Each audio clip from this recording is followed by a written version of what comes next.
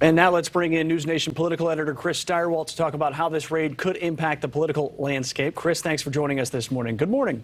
You bet. Good morning. Is there any kind of precedent here for the FBI to execute a search warrant against a former president? Well, we don't know that it was certainly on his property, but we don't know what the target of the investigation was yet. And this may be about things that people who worked for Trump took out of the White House. This may be about any number of things. But yes, certainly we don't ever have a moment like this exactly like this in American history, where you have a former president whose home is the subject of a search warrant. On the other hand, we have never had a former president who tried to steal a second term, and we've never had a former president defy the law as it relates to the disclosure of the documents from his presidency like this one. It strikes me that this could potentially end up in campaign ads for both sides, which I find very interesting. It seems like, the former president could use something like this and say, see, they're against me, but you're on my side, vote for me. And obviously, the Democratic side of things, they could say, look at this guy, he's corrupt, he's being investigated by the FBI. Is anything going to stick to the former president or make the 33% of the country that supports him not support him? Well, I think the Hillary Clinton comparison that Trump made is a very apt one, actually. The Hillary Clinton paid a serious price for her mishandling of state secrets, right? Her bathroom server, all of that. Trump had a lot of ammunition to attack Hillary Clinton, talking about what she did wrong. And that was because voters already had perceptions of corruption around the Clinton family, their finances, all of that stuff. What Trump faces, running basically with all of the disadvantages of an incumbent, but none of the advantages that come with it. You don't get Air Force One, but you do have to run on how much money came into the Stop the Steal funds, where did the money go, where are the documents, where's the stuff? And for Trump, that will be a liability.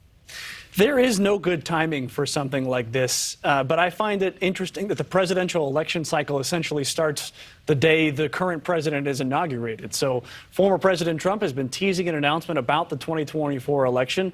Recently at CPAC, we found out the party is still very much behind him. Is there any sort of potential for a rightly timed raid on the former president's private residence? Or is this just something that no matter when it comes up, whether it's 21, 22, 23, or 24, that it's going to be, bad timing no matter what? Well, first, don't confuse CPAC with the Republican Party. That is a very special subset of young, nationalistic, very Trumpy voters. So don't worry about that. But yes, Trump still has a substantial following inside the Republican Party. But this is going to be a rock'em sock'em primary season, right? He's going to have to deal with challengers. He's going to have to deal with all of this other stuff.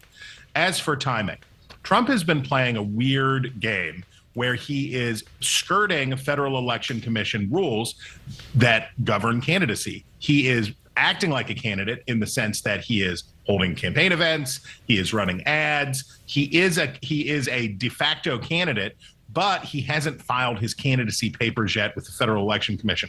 That allows him to access more than $100 million worth of funds that he raised, mostly in the wake of the 2020 election, that's in a leadership pack that he's got. So Trump has been trying to have it the best of both worlds. It works to his disadvantage in this case, though, because as a non-candidate, right now, according to law, he's just a private citizen. He doesn't have any special political status other than that of the former president. So this, all of his machinations and rumblings around when he might declare sends a signal, I would think, to the Justice Department, like, you better get in now and get this taken care of before he is actually a candidate. That's right. Well, I'm thinking about James Comey and what he said about Hillary Clinton's emails right before the election. It was decried as bad timing, but that's my point, is these election cycles, they never really end. So any timing could be declared bad timing or politically influential timing. That's Chris Stirewalt, and we will probably hear from him soon again. Chris, thank you for joining us. You bet. Thank you for watching. Go to newsnationnow.com to find NewsNation on your television provider. And don't forget to click the red subscribe button below to get more of NewsNation's fact-driven, unbiased coverage.